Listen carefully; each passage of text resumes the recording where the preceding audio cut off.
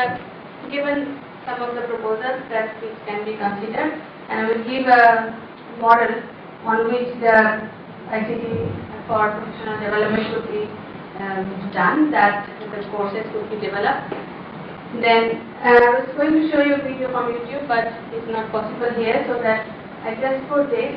And here we say that what is future of learning, and this is the first generation of people that work, play, think, and learn differently than their parents. And also, they are the first generation to not be afraid of technology. It's like second to them. So that's why we have to change everything. And how you do it, that is the challenge, because our teachers may not be willing to change, and how we can motivate them to change. So these are the opportunities and challenges for the 21st century, that it is a smaller world, more connected by technology and transport, and monitoring, mounting information, and a lot of media resources. So, and global economy is showing that affect everyone's job and economic income that was hitting a small island state. That is what Steve added. Maybe you would like to say something on that. Yes, just in very simple terms, it's well known, a colleague of ours, Professor Michael Crossley, has shared with people in this room and elsewhere the fact that if we do have those economic swings, it's actually countries here that are actually hit much, much harder when it comes to things upsetting policies in education generally, let alone ICT. And so there's quite a lot sort of operating against small island states. So in other words, we need to be able to reinforce ourselves, buttress ourselves against such things, and this is quite important. Not just in terms of general economics, but also in terms of disaster management as well, backup systems, so that things like the internet working for guidance is actually much more reliable than it is. And that really builds upon the valuable points the Vice Chancellor was making earlier about bringing in these new, more robust systems that will be more reliable. Yes. So in this one, again, we were taking or considering everything before going to CPT development. So, because as you can see, the last one, privacy, security, and terrorism, all has to be considered because it's also e-safety and e-security, which is important. So here, this is technology of education and technology for education. This is like when I started with educational technology, it's more than 20 years, 25 years ago. And that is the first thing that I started working on. And you can see that technology of education is technology integration in curriculum, e-assessment, because with the technology, we have to change our practices also. And so the other part is mostly hardware, that when we talk about computers, social networks, mobility, mobile technology, and e-security, that is also has to be considered when we are talking about social networks. So the next, what we talk about, this is professional development and the high-level professional development we are talking about, and there are some of the features which has to be considered. So that has to be purposeful, structured, and also continuous process, and then occurs over time. And so yes, Steve, we'll talk about the next two things. Yes, I mean, just sort of kind of back-talking a bit, building upon the last UNESCO presentation, which I thought was excellent. It was mentioned, a country both Lisa and I have worked in, Singapore, the education system in ICT, that actually they've extended what is even a 6-year plan to 7 years with the evaluation cycle, of that 7th year before doing another 7-year cycle, if I understand correctly. And that really builds on the fact that what must happen is that you really need to sort of integrate, not just simply sort of rolling out ICT, but something actually much more difficult and actually more expensive, which is a high-quality CPD program. Basically, this kind of program involving teachers, and today a lot of presenters have actually said that it's teachers that could be the weakest link in this chain. That's something that's come across to myself and Lisa personally in our discussions over lunch. we want teachers to be sort of, considering multiple sources of data, sort of who are the voices in projects, what kind of portfolios we produce, what sort of learning journals are being produced, self-evaluation, video cases, a sort of multimedia-rich environment, but also integrated with actual project management, assessment, and all sorts of other activities that is involved in the education business. Bear that in mind. Also, that basically we believe that professional development needs to be both collaborative and individual. So we're dealing with individual people, but actually we're also dealing with collaborative teams. Who are the teams? Somebody earlier spoke about developing those professional networks.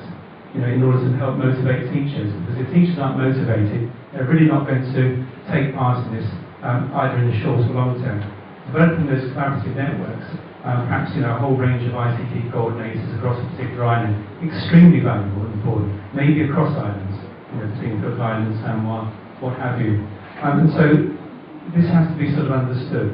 Building on that very first point, what we see is short training courses are just not adequate, maybe for you, introduction of basic ICT skills. But when it comes to integrating ICT into the curriculum to fulfil master plans, it really needs to be sort of long-term, sort of thought through CPD training in order to have that kind of positive impact, lasting impact on sort of schools, colleges, and what have you. Building on this idea of collaborative and individual CPD programs, there needs to be a lot of varied learning experiences that actually sort of accommodate to what individual educators' knowledge and skills are going to be. It needs to be something that's adaptive and formative. We believe that the best kind of CPD isn't vocational, but actually practical academic, as I like to call it. And in that sense, accredited CPD programs linked to perhaps postgraduate programs, USP or elsewhere, as part of a long-term sort of program, handshaking, other sort of basic reforms. This particular point here is that we think that professional development programs can also build in evaluation. A lot of people today have talked about evaluating programs, building an extra year into Singapore, for example. But actually, who are the best people to evaluate ICT impact? I asked that question, who? And isn't it the very people who should be rolling it out themselves? So in other words, if those CPD programs can integrate a number of areas, school improvement targets and evidence, coupled with evaluation of what it is that's been integrated in the curriculum, and feeding that back perhaps through practical formalised programs and putting those onto the knowledge bases of the various ministries. This represents a much more joined up model, something we're going to talk about later as educational convergence linked to this. I'll hand over to Lisa in a sec. Here, 2 points to be noted is that why we have given this adaptive and formative, because maybe teachers are working in group, but that doesn't mean that they do not have individual needs. So that has to be considered. And the second thing, that when we are talking about evaluative, this is first one is professional, like impact on professional practice. That can be evaluated, it's a lower level, and then achievement of all students, that is a higher level evaluation. And then result, what is the result of all this is the acquisition and enhancement of refinement of knowledge and skills. So that means that if we really plan properly, and then we are expecting to get that result. This is a design which just we created based on whatever literature we have. That it has to be integrated curriculum design, that Professor Asha said first time, that a curriculum needs to change to integrate ICT. And then constructive approach, student-centered learning approach, because this is in 21st century, there are a lot of interactivity should be embedded in the teaching learning. And the final one is the portfolio development. Again, every individual is different, training needs is different. So the portfolio will provide that how much, who has progressed, and what should be the next step. This is what we talk about integrated curriculum design continuum. You can see that in the beginning it's not that integrated. It's just a correlation between different subjects. But then slowly it integrates and it becomes student-centered inquiry. I will talk about one of the examples of this, but next you can talk about that. Right, we'll have to shoot on a bit. That's sort of dull ringing in our ears. Basically, mentioned earlier that we were talking about sort of educational convergence. Our sort of definition of educational convergence is the integration of many things all coming together into a single package, joined upishness. It sounds easy when you put it like that, but actually it's really, really hard. So coordinating all of those things in concert is actually really valuable. So you're looking at technology integration, you're looking at curriculum developments and change, you're looking at assessment. If you put all this stuff in, you don't care about assessment, it'll fall flat on its face. So how is assessment to be reconfigured to be commensurate to these kinds of changes? What is the professional development that underpins the whole thing? The nature of applied research as part of that, sort of embedding it into real life sort of schools, colleges, what have you. Can that be then part of evidence feedback as in school improvement projects? Ministry funded school improvement projects could actually sort of handshake with this particular approach. So there are many things joining up. In a way, we're talking about policy and practice as the nature of this kind of underpinning of educational convergence. Okay, we go quickly with the going into detail, that is constructivist learning approach, where I'm talking about a problem-based learning approach, and which has different components. It's like 1997 developed this model. So where learners be independent, collaborative, and learning as problem solving. So there are different skills, which is also 21st century skills, and the teachers have to work in teams, and then come to a solution. This is one of the models, and then you can see that can be done online, like chat and discussion, and also the concept mapping. So this can be done online. So that is like 2009 when I developed this one. So we are not going to the video, and the final thing is the professional learning in e-portfolio. Just leave it, please. This is a graphic that builds itself slowly. Yeah. You can see all the components. Yeah, and that is, I think, the ultimate we would like to have in this professional development program.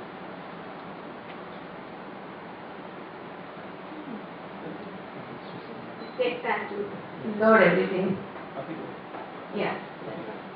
The final one. I know we're sort of running out of time, but there's just one fact that I think what we'd like to do is just to show the last slide, which is not just a couple of key points, but there's a lot of people here involved in educational planning. And we did make just a couple of simple points as a kind of rule of thumb, rubrics for educational policy and planning. Assessment, evidence-based and interaction-based. So that is. Yeah. Yeah. That's good. Including remarks.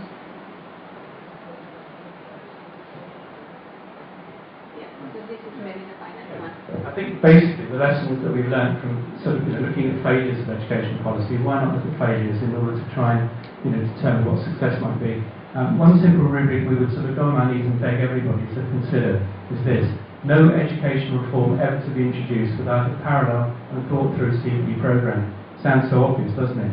You'd be surprised how many projects have been implemented that just do not do that. And we're not talking about afterthought, bolt-on. We're talking that from inception of an educational plan and a policy, so that in parallel to it is, how is it going to be implemented, how is it going to be done, how is it going to be evaluated, how are we going to get that feedback, and how do we sort of put funding upon that, and how do we integrate it holistically with school improvements, what have you. So really, said again, no educational reform to be introduced without a parallel thought through CPD. CPD is to leverage those reforms, and we're looking at CPD methodology. We think that methodologies such as action research, systems thinking cycles could actually be the basis to define what we would call sustainable educational development, because it represents long-term sort of projects. Yeah, the final note that is partnership, what Professor Chandra also mentioned about, and here we have mentioned that schools, ministry, and university, industry all need to partner in this, and as Professor Chandra also on the first day said about that has to be work-based, work-related, so that is what we aim for through this all different kinds of professional development program, and as he will be talking about education policy tomorrow. Yes, I mean, we're following it tomorrow. We've actually sort of mandated to run sort of CPD programs in educational policy and planning. We will pick up tomorrow.